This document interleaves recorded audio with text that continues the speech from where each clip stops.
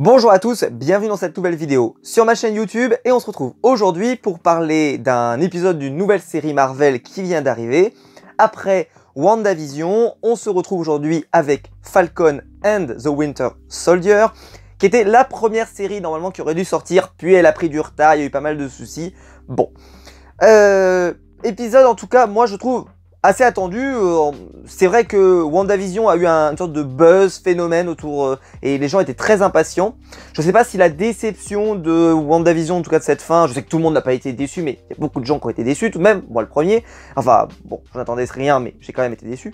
J'ai l'impression que la hype a été un peu moins forte sur cette série en se disant et ce qui fait que j'ai vu, voilà, parce que je sors ma vidéo un peu après tout le monde, mais bon, entre la Snyder Cut, entre tout ce que j'avais prévu, mes problèmes internet, bref, j'ai pas pu vous sortir la vidéo avant, c'est comme ça. Mais j'ai cru comprendre que les gens n'étaient pas été plus emballés que ça par cet épisode, ils trouvaient ça sympathique, mais sans plus. Bah j'ai envie de dire que je vais pas me rajouter au lot, parce que moi personnellement j'ai passé plutôt un bon moment devant cet épisode. Surtout le début d'ailleurs, parce que j'ai trouvé que le début était particulièrement sympa, avec une petite démonstration d'un savoir-faire technique, je trouve, de la part du MCU, avec une mission de Falcon, qui est du Faucon, donc qui est vraiment assez sympa. Sam est toujours un personnage assez intéressant, même si malheureusement pour lui, c'est vrai il n'a pas encore été travaillé ce personnage. Alors il a eu quelques interactions dans le MCU avec Ant-Man, avec un peu Captain forcément, mais je trouve que c'est un personnage très fade pour le moment. Vous savez quoi de Sam? Alors justement cet épisode d'ailleurs va lui permettre, on va permettre d'en savoir plus. On va en savoir plus sur sa famille, on va en savoir plus sur plein de choses, mais avant ça on le connaissait assez peu. C'est très bien d'ailleurs, parce que c'est bien que ces séries Marvel permettent à certains super-héros qu'on connaissait très peu de pouvoir revenir sur le devant de la scène, tant mieux, et d'avoir un approfondissement, c'est le but. Donc je suis tout à fait d'accord avec ça, et ça me va très bien. Mais c'est vrai que je peux comprendre que ça peut-être emballe pas forcément les foules de se dire on va regarder une série sur le Faucon, voir le Winter Soldier. Alors moi c'est vrai que je suis embêté avec ça, parce que le Winter Soldier, le Captain America, le Winter Soldier, le deuxième film Captain America, est mon film préféré du MCU. J'en ai parlé dans une vidéo, j'avais classé tous mes films préférés du MCU, on a fait un top 10, et je vous l'avais mis en premier. Je vous spoil, hein, je l'avais mis en premier, mais parce que pour moi c'est vraiment un excellentissime film, j'adore le Soldat de l'Hiver. Alors, j'adorais le Soldat de l'Hiver hyper badass qu'on a eu. D'ailleurs, il y a eu un moment hyper badass dans la série, justement, où on revient sur le Winter Soldier, assassin, meurtrier, travaillant pour l'Hydra, etc. Et, bah, je vais pas vous mentir, je suis toujours hyper fan de ce personnage. Même si maintenant, il est passé du côté, du bon côté, et que je trouve que ce qu'il raconte avec ce personnage, c'est clairement celui sur lequel je me suis arrêté tout de suite. D'ailleurs, je sais pas si ça vous a sauté aux yeux, mais moi ça m'a sauté aux yeux, je me demande s'il n'y a pas un petit côté Arrow saison 1. Alors pas dans l'écriture, c'est-à-dire dans la réalisation, je veux dire, la série n'est pas sombre, mais je m'y attendais. Par contre, vous savez, le moment où il a un carnet avec des noms, ce qui était le cas dans Arrow, où Arrow revient sur l'île, et il a un carnet en fait qu'il avait récupéré sur le corps de son père. J'espère que je ne spoil personne en disant ça, parce que c'est dans le premier épisode. Et dans lequel il y a tous les noms en fait des personnes qui ont fait du mal à Starling City. Et il décide de les punir. Bon, il les punit de façon assez badass, on va pas se mentir. Et ben justement, on retrouve ça donc avec le Winter Soldier. Et c'est vrai que j'étais plutôt content. Je me suis dit, tiens, c'est malin, c'est plutôt sympa de le présenter comme ça. Il y a un petit côté un peu Hawkeye, comme ça avait été présenté dans Endgame, où Hawkeye va justement se venger de plein de gens, essayer de faire de la justice, etc.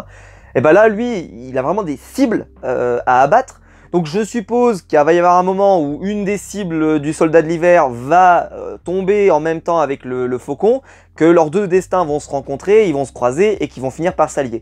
Je trouve que c'est plutôt une bonne manière de créer cette histoire et voilà, c'est plutôt intéressant. En tout cas moi personnellement j'ai trouvé ça plutôt malin de le présenter comme ça. Après, donc comme je l'ai dit, le Faucon, lui, un personnage intéressant mais sans plus, qui est plutôt sympa. Qui malheureusement, comme je l'ai dit, manquait un petit peu de caractère jusque-là. Il n'en a pas beaucoup plus, voilà, on a découvert un peu plus sa famille, mais je trouve encore que le super-héros en lui-même est encore un petit peu fade. Il manque de péripéties, il manque d'épreuves, il lui manque de certaines choses. Je vais avoir l'air horrible, je sais, mais je le dis tout de suite. Je pense qu'il lui faut un drame pour le Faucon. Il lui faut un drame, il faut quelque chose de... Voilà, un truc important, majeur, un truc fort. Alors je sais que dans le MCU, il a quand même eu des choses quand même pas banales qui lui est arrivé. mais on n'en a pas tant conscience que ça. Alors, est-ce que par exemple ils ont décidé de miser sur le fait qu'ils ont perdu, qu'il n'a plus ses parents, qu'il a que sa sœur, qu'ils sont en train de perdre le bateau? C'était peut-être ça qui était censé nous apporter peut-être une certaine empathie pour ce personnage. Je trouve que ça marche moyen, donc peut-être qu'ils ont mal misé. Moi j'aurais peut-être misé, voilà, je me dis par exemple, imaginez, là si sa sœur elle meurt au prochain épisode, je le souhaite pas, mais quand même ça pourrait arriver. Si ça arrive, là honnêtement ouais, tout de suite ça place quelque chose d'autre. Si c'est le méchant en plus de la saison qui fait ça, bah tout de suite là ça va devenir très personnel. Voilà, on peut régler le problème très facilement.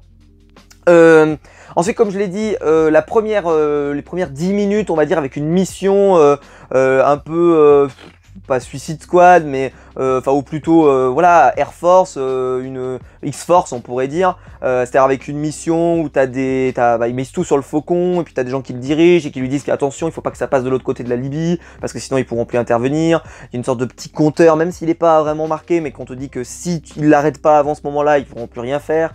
Et le passage comme ça dans les falaises avec ses ailes qui l'empêchent un petit peu de pouvoir circuler par rapport aux autres qui sont plus mobiles, j'ai trouvé ça pas mal. Puis honnêtement, c'est assez rythmé. Puis le passage sur le Winter Soldier derrière avec le passage dans le bar, un côté un peu psychologie, voilà, vraiment intéressant. Les conséquences de Endgame aussi sont vraiment intéressantes. Je m'attendais pas du tout à voir ce genre de choses évoquées dans cette série. C'est-à-dire que maintenant que les gens sont revenus, bah, ça crée des problèmes. Alors j'ai du mal à comprendre pourquoi ça crée autant de problèmes que ça.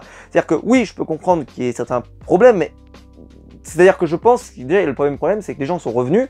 Et peut-être que certains n'ont pas pu retrouver leur travail, par exemple, parce que si leur travail a peut-être disparu, peut-être que certaines boîtes ont disparu, etc. Donc il y a peut-être un problème économique, etc. Et je trouve que c'était plutôt intéressant, c'est tout le passage chez le banquier qui me fait penser à ça.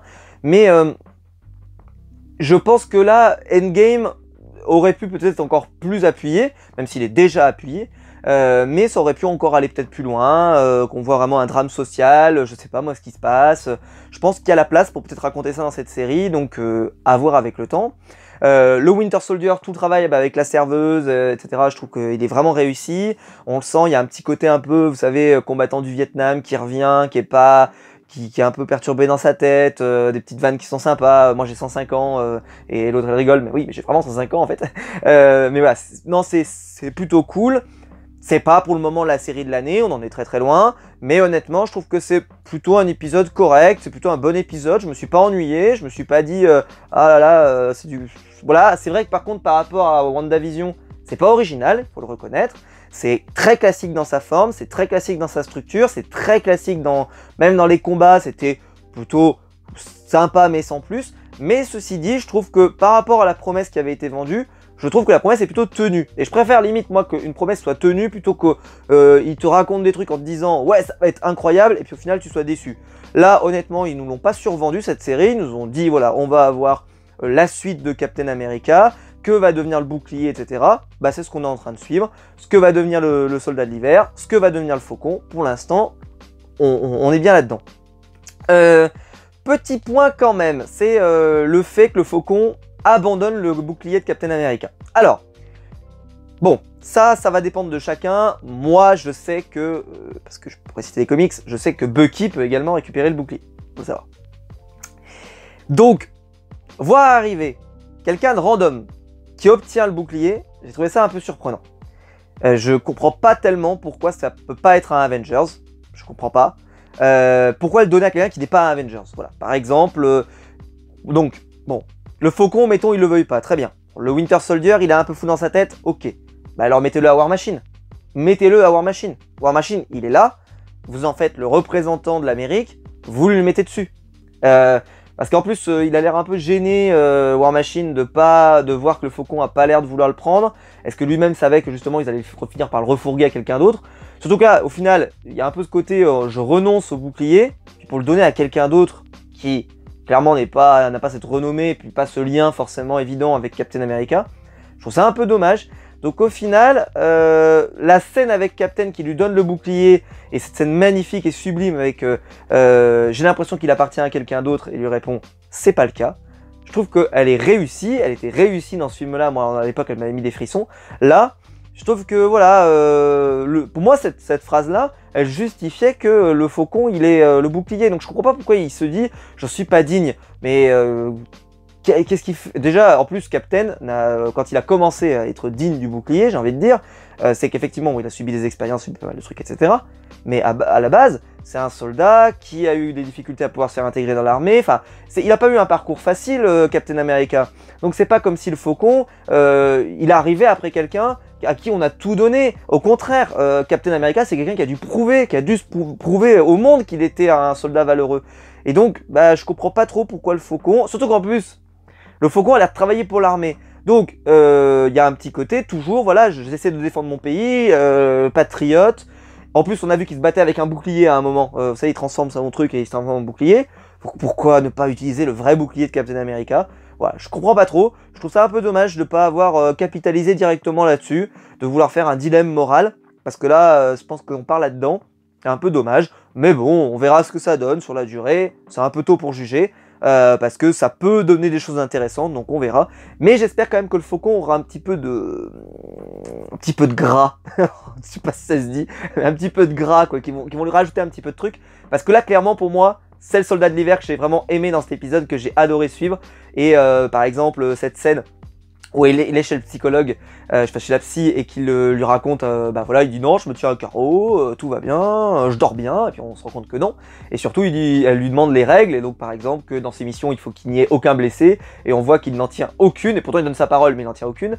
Donc voilà, moi je trouve que c'est le personnage le plus intéressant de la série, donc voilà, j'espère que le Faucon va peut-être va pas forcément passer au second plan, donc peut-être qu'il va se passer quelque chose pour lui redonner un peu d'élan, parce que ça serait un peu dommage. Pour terminer, donc, le concept de la série semble nous mener vers une sorte d'organisation un peu secrète, qui ne serait pas l'Hydra, mais qui serait une nouvelle organisation, qui a l'air de peut-être d'organiser des cambriolages, etc. Bon, on n'en sait pas beaucoup plus pour le moment. Et donc un mec qui aurait des super pouvoirs, voilà, en tout cas une super force, parce qu'on voit le coup de pied qu'il met, c'est quand même un sacré coup de pied. Donc à voir comment ça va se gérer dans le temps. Est-ce que ça va être une belle menace? Je l'ai déjà dit dans pas mal de mes vidéos sur les films et séries de super-héros. C'est le seul univers où c'est, si vous faites une série de super-héros, le méchant c'est hyper important. Hyper important. Donc j'espère que le méchant sera bon parce que c'est quand même quelque chose qui compte, en tout cas surtout dans les films de super-héros et dans les univers de super-héros. Donc voilà, j'espère qu'il sera à la hauteur de l'événement parce que on a besoin d'un bon méchant. On a besoin d'un bon méchant. Et comme je dis, si en plus c'est un bon méchant qui apporte du drame, par exemple s'il venait à tuer, je sais pas que je le souhaite, mais je dis que ça apporte du drame, ça pourrait être assez stylé. Voilà. Dites-moi vous dans les commentaires ce que vous en avez pensé, si vous avez aimé ce début de saison ou pas, si vous avez été plutôt déçu. Moi comme je vous dis honnêtement pour le moment, j'ai rien qui m'a dit, que je me suis dit ah c'est pas... Non, c'est juste que voilà, c'est un premier épisode, ça présente quelque chose, on verra ce que ça va donner sur la durée pour vraiment pouvoir juger. Je pense que le soldat de l'hiver risque d'être un personnage vraiment intéressant. Le Faucon, je demande à confirmer, mais j'ai hâte d'en savoir plus. Et dites-moi vous ce que vous en avez pensé, ça m'intéresse. N'hésitez pas à liker la vidéo, à vous abonner, à la partager sur les réseaux sociaux. Il y a le bouton rejoindre juste en dessous pour devenir un membre soutien et je vous en remercie pour tous ceux qui le font et soutiennent la chaîne à améliorer le matériel, je vous en remercie. Et quant à nous, on se retrouve très vite pour une nouvelle vidéo sur ma chaîne YouTube. Ciao!